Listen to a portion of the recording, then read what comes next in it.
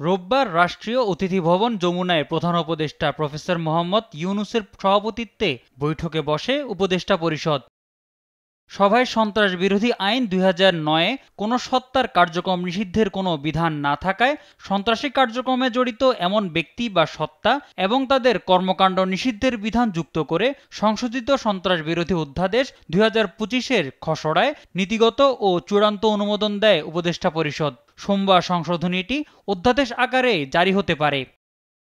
একই দিনে LDC graduation কমিটির সঙ্গে উচ্চ পর্যায়ের বৈঠক করেন প্রধান উপদেষ্টা। এ সময় এলডিসি থেকে বাংলাদেশের মসৃণ ও সময়োপযোগী উত্তরণ নিশ্চিতে সংশ্লিষ্ট সব সংস্থাকে জরুরি ও সমন্বিত পদক্ষেপ নেয়ার নির্দেশনা দেন তিনি।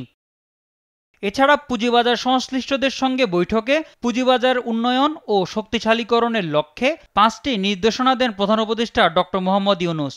এর মধ্যে অন্যতম হল সরকারি অংশীদারিত্ব রয়েছে এমন বহুজাতিক কোম্পানিগুলোকে দ্রুততম সময়ে শেয়ার বাজারে তালিকাভুক্ত করা এবং দেশীয় সব বেসরকারি কোম্পানিগুলোকে প্রয়োজনীয় নীতিগত সহায়তা ও প্রণোদনা দেয়া এবং বিদেশি বিশেষজ্ঞদের কাজে লাগানো।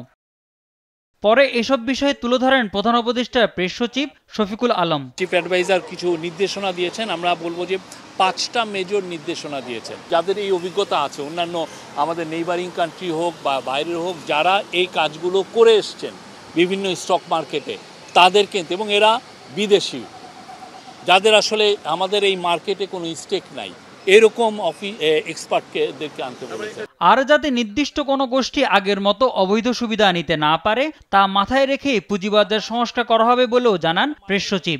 এমনভাবে আস্থাটা ফিরবে যাতে সবাই বেনিফিটেড হন, যে 3-4টা লোক যাতে বেনিফিট, বা একটা ভেস্টেড ইন্টারেস্ট গ্রুপ যাতে বেনিফিটেড না। আগে আমরা দেখেছি কি এরকম অনেক কথা বুলি টুলি করে দেখা যাচ্ছে একটা particular vested interest group benefited হয়েছেন।